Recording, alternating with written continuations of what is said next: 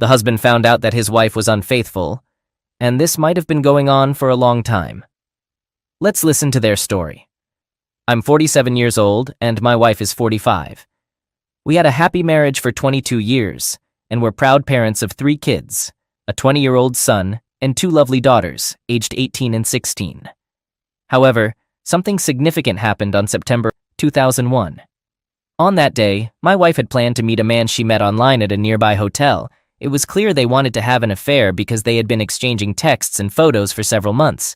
At that time, we had only been married for 2 years, and our son wasn't even a year old.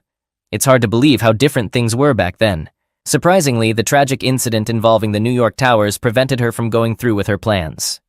Her uncle was on the 84th floor of the South Tower and died instantly in the fall. The whole country mourned, and my wife was deeply affected by this news. I sympathized with her and supported her during this tough time. Overwhelmed by guilt, she eventually confessed her intentions to me and expressed deep regret. She assured me that their relationship hadn't gone beyond the emotional stage and even provided evidence to prove it. Before her confession, I had a vague feeling that something was wrong, but I never suspected she was emotionally involved with someone else. This revelation shocked me because I thought I knew my wife well. She had a strict upbringing that discouraged parties, drinking, and dating. She told me I was her first romantic partner when we started our relationship.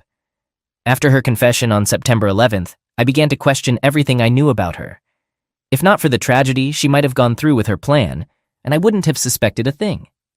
To consider reconciliation, I made it clear that she needed to see a psychologist. Despite this, I didn't see concrete evidence of her taking steps to address the issues that led to her actions. The betrayal remained a painful memory. Eventually, she did seek help from a psychologist and showed genuine remorse. We worked on healing our relationship, but trust, once broken, is fragile. We managed to smooth things out, but our trust was never the same. 19 years passed, and we had 2 more children. But on October 14th, 2019, that familiar feeling of doubt resurfaced, causing anxiety. Intuition can be unsettling, especially when it questions the stability of our relationship. One Monday morning, tensions escalated when our 18-year-old daughter had a heated argument with my wife before heading to school. Later, I made a mistake and tried to defuse the situation by playing with the family dog, which made our daughter burst out laughing. Surprisingly, my wife's reaction was unexpected. Overwhelmed with strong emotions, she looked upset and distant. To my surprise, the first alarm bell was her decision to disable the location data exchange function on her phone, which we used to track each other's location. This sudden change in behavior caused an instinctive feeling of anxiety. The trust we had been rebuilding needed more attention. Driven by the need to find clarity and confidence, I started looking for ways to access her phone, computer, and any other devices that could help resolve the situation. My actions were motivated by the desire to understand a situation where our relationship was again seriously tested. Today, we had to take our youngest to the post office to get a passport for her school trip. Since my wife works at the school where our daughter studies, she kindly offered to take her there, and I met them at the designated location. Both of us needed to be there for this task, but all the while, she seemed detached and distant. While we waited, there was an unsettling silence in the car, broken only by her periodic phone calls. It was clear she was engaged in correspondence with someone, which raised concerns in my mind, and a desire to check her phone to ease my worries. She used to leave her phone unattended at home, but lately she carried it everywhere. This change added to my unease. I also recalled her recent purchase of an iPad for her work, which I set up for her. We had discussed this acquisition multiple times, so her desire for it wasn't a surprise. Alongside her phone, the iPad became her constant companion, which she carried around the house. At one point, she left it unattended on the table, allowing me to investigate further. To my surprise, I found it locked with a code. This was unusual for us since we usually don't use codes on our devices. She explained it was because confidential student information was on the iPad, which made sense. However, there was still the possibility she used it for other purposes. On a Friday, we planned to meet at the bank to finalize a loan for our new house. After returning home, she mentioned having an errand to run. Curious, I checked our bank account and discovered that one of her errands was a visit to an adult store. This immediately raised suspicions. When I had the chance, I discreetly searched through her purchases and found beautiful underwear. Our life in bed was stagnant. mainly due to her lack of desire. This discovery led to a conversation. Frustrated by our lack of closeness, I decided to consult a doctor about it. During my research, I stumbled upon several websites discussing low libido in women. This piqued my curiosity and led me to dig deeper. I tried to observe her actions without being noticed, and eventually discovered the access code to her iPad while she was with our daughter. With caution and determination, I accessed the device and saw a Facebook message from a stranger, asking her to send a photo. Strangely, the app showed they weren't Facebook friends, which left me puzzled. It could have been a random person, but her reaction indicated she knew this individual. The conversation quickly became open, and when he suggested that she should leave our daughter and be with him instead of keeping this information and its source hidden for better understanding, I made a hasty decision to confront her that evening. Unfortunately, this turned out to be a big mistake as she lied about it and took immediate action. The affair remained a secret from others. She claimed the lingerie was for us, and she was trying to build up the courage to wear it for me. She said the person on Facebook was a former colleague from a summer job who suddenly started messaging her. She swore that their communication was only through texts and didn't involve any physical contact. Although I wanted to believe her, I found it hard to accept her explanations. I told her firmly that all of this needed to stop completely and immediately, and she agreed. The next day, I asked if the affair had truly ended, and she assured me it had. She didn't know I had seen their messages. Using other methods, I discovered that she had told him to unfriend her on Facebook due to my demands, which meant she had lied to me. And here I am, 19 years later, facing a situation that feels all too familiar at this moment. My emotions are a mess, and I'm confused. My appetite has decreased, I can't sleep well, and I find it hard to concentrate. To cope with this, I've scheduled consultations for myself later this week and started spending more time at the gym. This situation is extremely painful, and I don't want to deal with it. Since the day I learned the truth, I've been reading Psalm 81 almost daily. Initially, for several days, I managed to handle the situation relatively well, but today was especially tough. I barely slept last night, which worsened my emotional turmoil. On a brighter note, our son, who was born before the first affair, surprised us by giving us tickets to an event. He currently works at a nearby theater, and we were happy to attend the play Come From Away. We decided to pretend we were happy because it was an unexpected gift from him in his early 20s. He's an exceptional person, and we didn't want to disappoint him with a refusal or lack of enthusiasm. If you're not familiar with the production, it's based on the events of the September 11th, 2001 terrorist attack.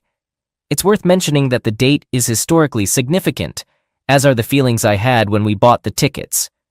Constant reminders of that specific date and time, as well as a recently reopened painful wound, kept me from fully immersing myself in what was happening in different circumstances, in a different environment.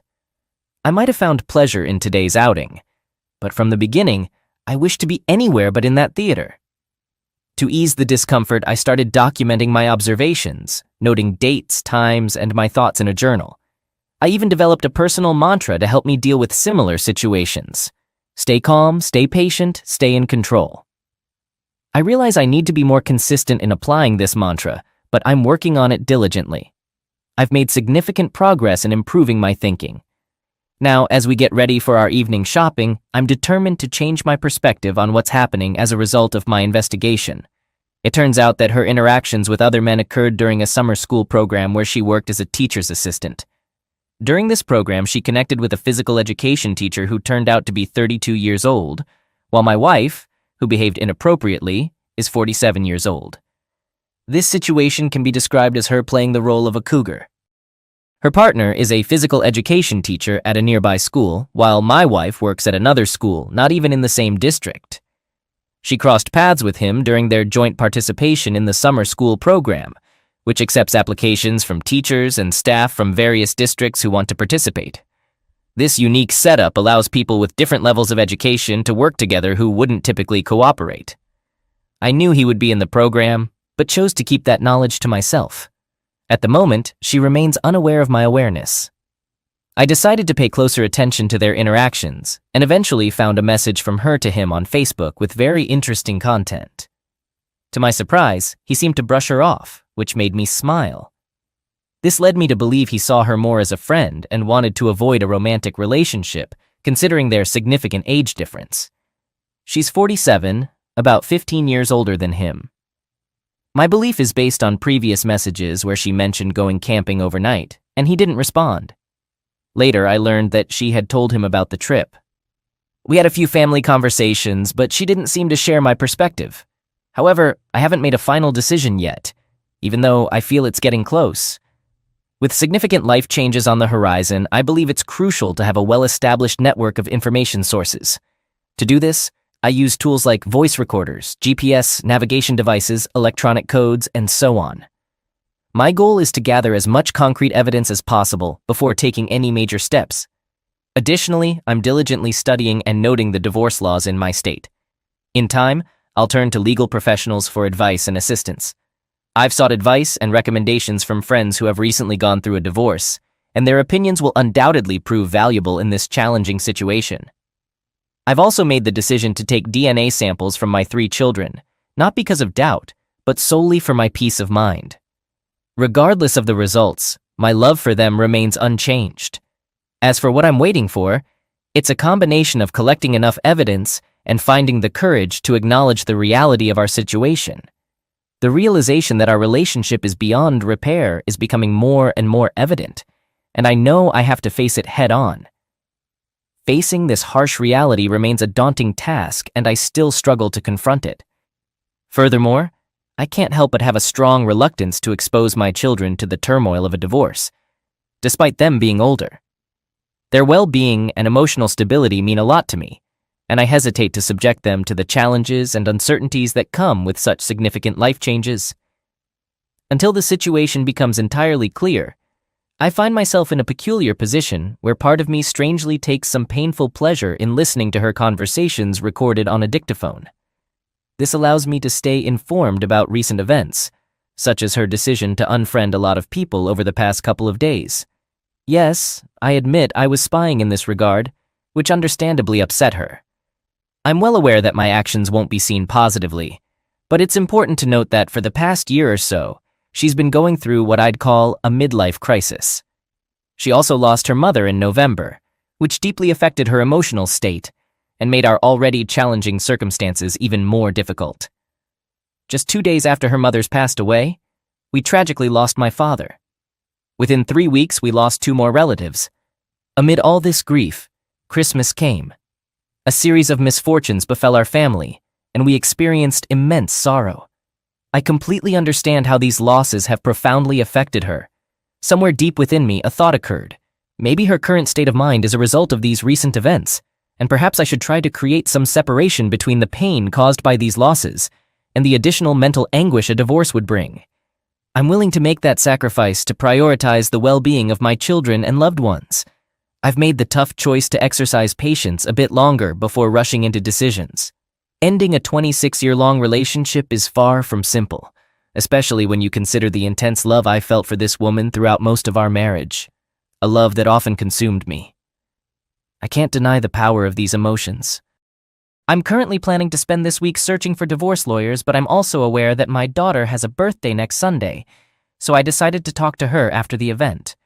Though I'm not certain about the exact words I'll use, I intend to let her know I'm actively seeking a lawyer by then. I hope that by that time I'll have found a suitable lawyer and be ready to initiate the divorce process. While I hope there might be a moment of realization and reflection on her part, I've reached the point where I no longer want to continue our marriage, given the strong evidence I've gathered of her extramarital affair. On February 11th, 2022, I discreetly installed a voice recorder in her car. Interestingly, listening to the recorded conversations has given me a deeper understanding of what transpired after the incident.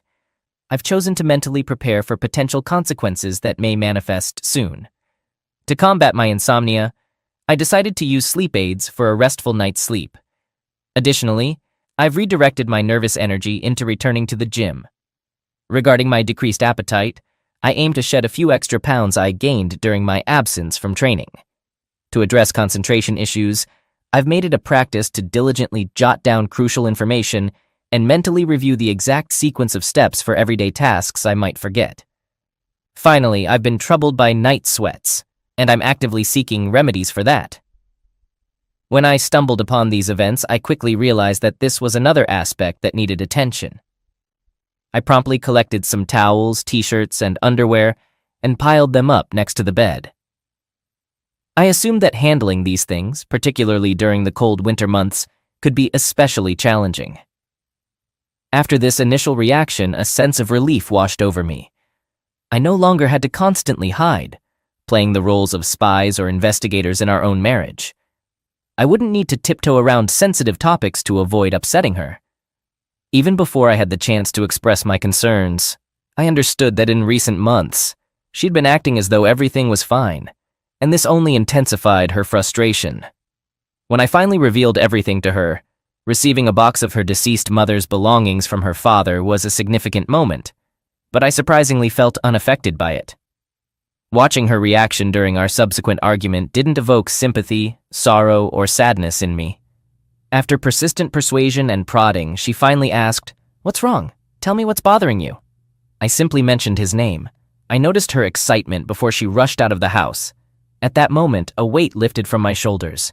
I no longer worried about her presence or felt tense, as if I had to meet certain expectations or continually update her on my activities. As for recent events, something seemed amiss. Everything was going too smoothly for us, almost unnaturally so. Her unexpected kindness towards me raised suspicion. I noticed a peculiar change in her behavior. Things that would typically annoy her suddenly stopped bothering her. Initially, I viewed it as a sign of her newfound happiness. But an uneasy feeling gnawed at me, and I decided to take on the role of a vigilant observer. Imagining myself in metaphorical black sunglasses and a raincoat, I became a marriage detective. I discreetly installed a voice recorder in her car and activated the GPS navigation system. Casting a metaphorical fishing line, I was amazed to catch something on the first attempt. The recording contained 2 phone calls, the first of which indicated her intention to meet with him. Their meeting took place in a church parking lot and lasted about 40 minutes. Fortunately, I was spared the need to listen to their communication. While she walked to his car, she made a subsequent phone call to her trusted friend living on the other side of the country, who served as her confidant. If talking to him wasn't enough to confirm my suspicions, and I have no doubt about it, I could find additional evidence in this call. But if I truly wanted to remain in the dark, then her call to him would be decisive. The subsequent conversation between us followed a familiar pattern characteristic of her. She tried to downplay or deny her involvement in the betrayal, shifting the blame to another. It's my mistake that she harbored a grudge about missed opportunities in her life. Before our marriage, she didn't have the opportunity to go to college or lead a carefree bachelor life.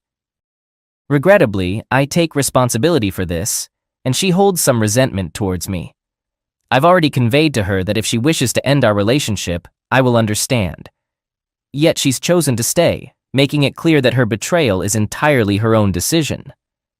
While I acknowledge my flaws as a husband, it's important to recognize that I wasn't married to a flawless individual either. The notion that I have an ideal wife seems undeserved in my case. Consequently, I've reached out to divorced women I know for lawyer recommendations and strategic guidance. I've come to the realization that it's time to bring this to a close.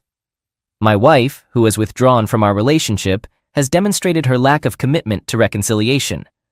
I'm unwilling to subject myself to the risk of potential future betrayals. Hence, I'm leaning towards a divorce. Are there any specific tips or techniques I should acquaint myself with during this process? I'm still engulfed in a whirlwind of emotions. In a moment of acute disappointment, I impulsively struck the wall with my fist, fortunately causing no negative influence to myself or the building.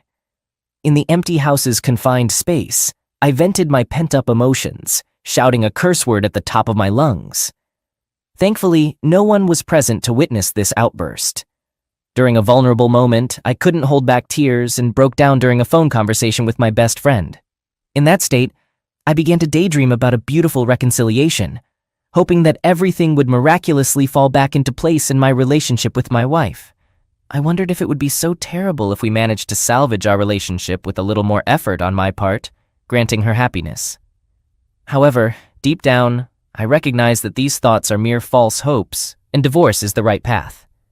I've repeated this to my mother, to the friends I've confided in, and to myself countless times since the betrayal came to light.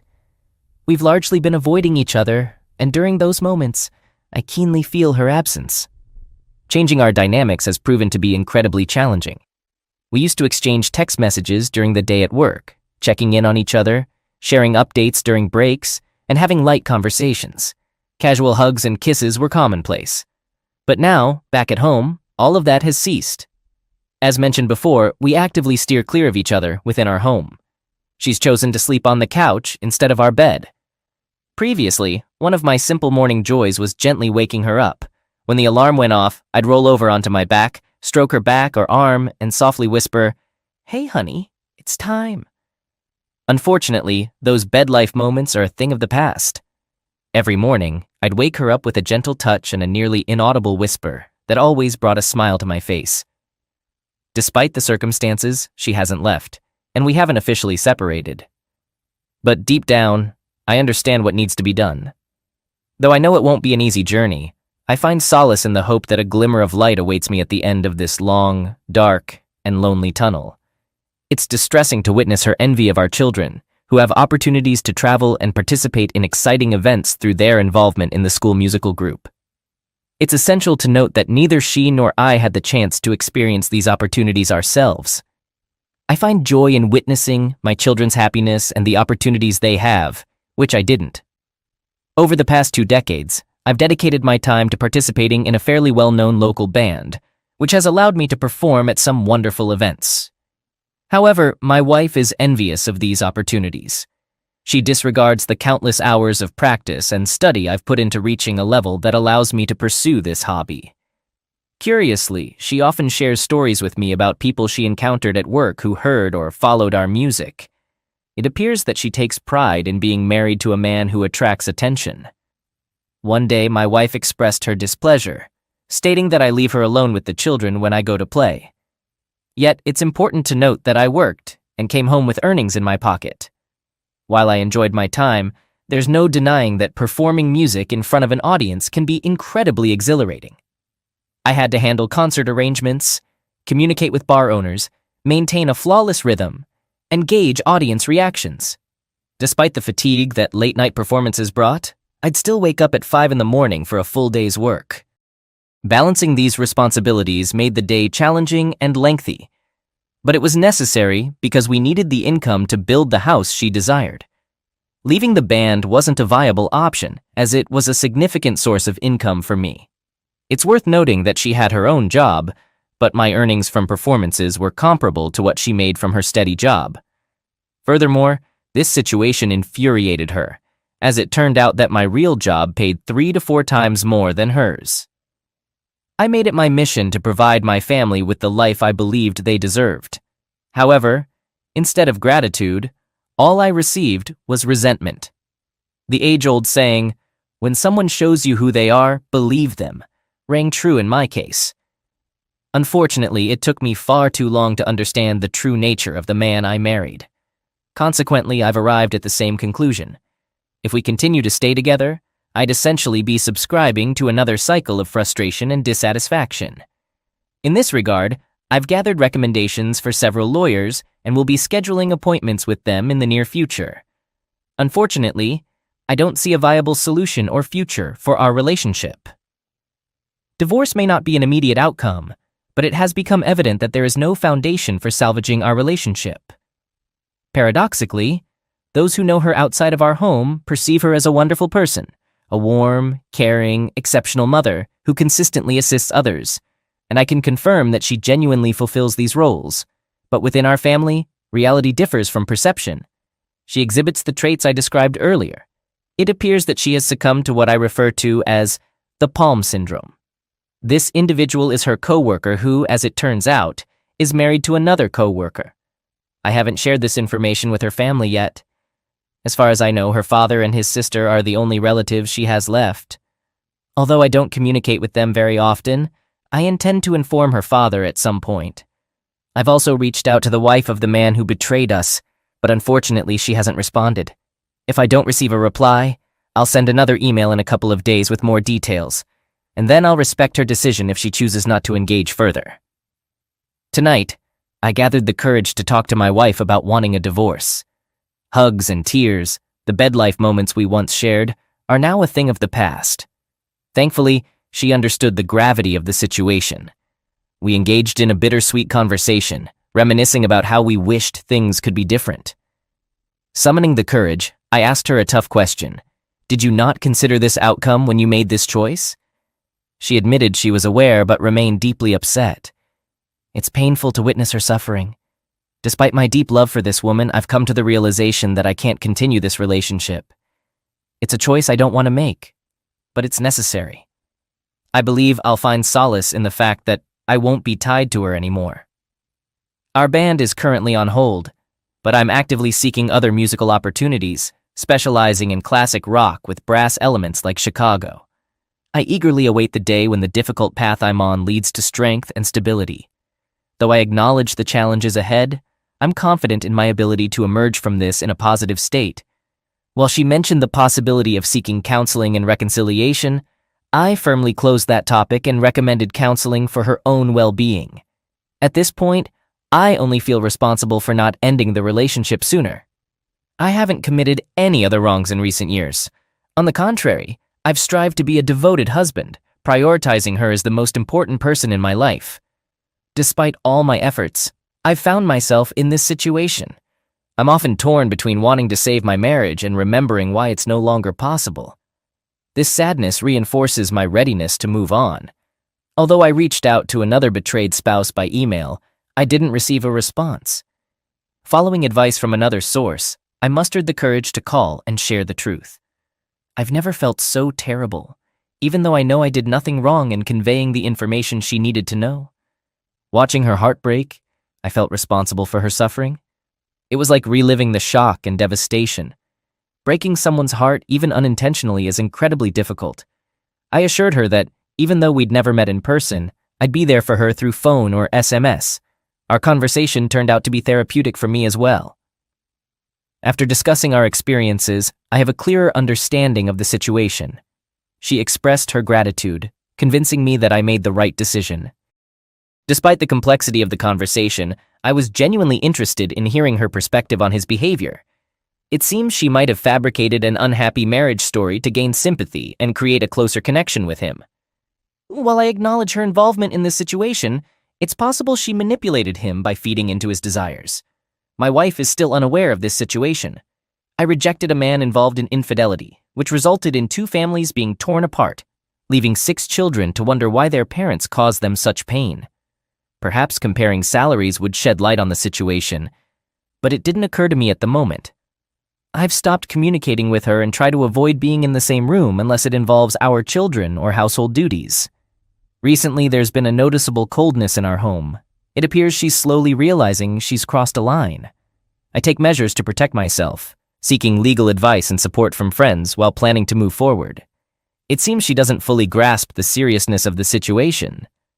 To create distance, I limit our conversations to important topics like home, children, and finances. I'd rather not share a room with her. She's starting to comprehend the gravity of the situation, but seems to expect me to either ignore what happened or make a desperate attempt to save our relationship. In the past, I failed to assert my needs and desire to stay together. I settled for apologies and minimal changes. I apologize for my previous passivity, but I'm adopting a different approach now. I've completely changed my behavior, refraining from casual conversations and small talk with her. Those interactions are a thing of the past. She seems to struggle with accepting my decision to let go of various aspects of our relationship. Witnessing this is quite disheartening. She doesn't realize that the issues in our marriage are entirely on her shoulders. I understand that I may never get an answer to the why question. The question why remains.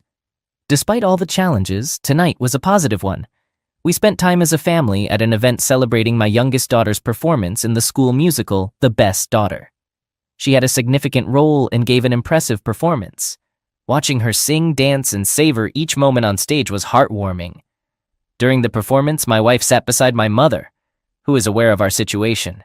Even though my wife doesn't know what my mother knows, I couldn't help but feel sorry for my mom, who must have been in an awkward position. When I finally told my mom the truth, she was genuinely shocked. She mentioned how we always seemed happy together, and she truly loved my wife like her own daughter. Another person who had experienced betrayal contacted me with a text message during the performance, expressing concern about how I was holding up. This individual's husband, involved in infidelity, was temporarily sent away by another wife. She discovered that he sought refuge with a friend who, as it turned out, was absent. This raised concerns about possible inappropriate behavior. I was relieved to reassure her that her fears were unfounded. However, I'm also plagued by painful memories and obsessive thoughts. Despite my hopes for reconciliation and finding a way to repair our relationship, I'm increasingly convinced that divorce is the most reasonable choice. I understand that under the circumstances this may seem early or uncertain, but continuing the relationship appears completely untenable. The only sensible option right now seems to be divorce, despite my occasional desire to salvage our shattered life and family. Yet these moments of nostalgia and hope are fleeting. They're part of the healing process, but they quickly fade, giving way to the harsh reality that staying with her isn't worthwhile. I see this shift as progress because it makes me question why she, seemingly a normal person raised in a devout Christian family, would engage in such a reprehensible act, contrary to the principles and moral boundaries instilled in her from childhood. Tonight marked a turning point. I followed her to the parking lot where she stood for a while, then went to the store and returned to the parking lot. As I watched from the sidelines, I couldn't help but wonder what was happening. My intuition told me she was with him, prompting me to investigate further. To my shock, I found her car parked next to his. In the process of clarifying the situation, I contacted his wife, with whom I'd been communicating for the past few days. She encouraged me to approach them, introduce myself, and take a photo as evidence. Following her advice, I asked my wife not to return home that evening, and I continued my way home alone. She called me, crying and apologizing. Reluctantly, I agreed to pick up my things, hoping that she would leave for a while. This is how I finally got all the answers, and a new chapter in this turbulent journey began. However, there was an unexpected twist. The DNA test results for my 3 children remained untouched in the mailbox where we kept our mail, and anyone could have taken them. Since I rarely received physical mail, I had forgotten about them. I had always believed all 3 children were mine, but to my astonishment, it turned out that my eldest son was not biologically mine. This revelation surprised me with such force that I was utterly stunned. I hadn't expected such a betrayal, and realizing she must have been unfaithful in the early years of our marriage, my heart was irreparably shattered into countless pieces. I understood that it was necessary to be honest with my children, even if it meant delivering heart-wrenching news. So last night, I mustered the courage to tell my son the truth. It was an emotionally charged moment filled with tight hugs and tears. Meanwhile, my soon-to-be ex-wife was still absent from home after I caught her red-handed in the car with her lover. Though he's not my biological son, I raised him as my own, and he holds a special place in my heart. In his 20s, he grew into a wonderful young man of whom any father could be proud. However, he's not yet ready to confront his mother over her actions. It was with a heavy heart that I made the tough decision to share this news with my soon-to-be ex-wife. I called her on the phone, gathered my strength, and revealed the truth. As expected, she burst into tears and apologized. She wanted to return home, but I firmly advised her to stay where she was for now. Regardless of the DNA results, I reassured myself that he was still my son. Our connection transcends genetics. Throughout this ordeal, I never concealed my love for the children and reminded them of it every day. Surprisingly, now that the truth has come to light, I feel relieved. The constant worry of playing the role of a marriage detective and concerns about her actions are over. This marks a new chapter, free from lies and uncertainty. Finally, I can let go of this burden and breathe a bit easier. Gone are the days when I tiptoed around her, always on edge. It's all behind me now. My children and I have embarked on the path of healing, and though it won't be easy, we've found a sense of peace amid the chaos. In the upcoming days, weeks, and months, we'll undoubtedly experience a range of emotions. But I saw a way out of this darkness until the most tragic thing occurred in our lives with the children. Even though we were all angry with my soon-to-be ex-wife, we felt real sorrow and pain. When we learned of her passing away in a car accident due to brake failure, our world crumbled. It initially appeared to be an accident, but later surveillance cameras revealed that her lover's wife intentionally tampered with the brake lines. While my wife was with her lover and his friend at their house, the other wife broke into the garage and committed this act. She couldn't forgive them for their transgressions. Her involvement in my wife's end of life was confirmed, and she was sentenced to 8 years in prison. As we and the children cope with this devastating loss, it's a challenging journey. Unfortunately, life throws us curveballs, but the key is to get through it and learn from the experience.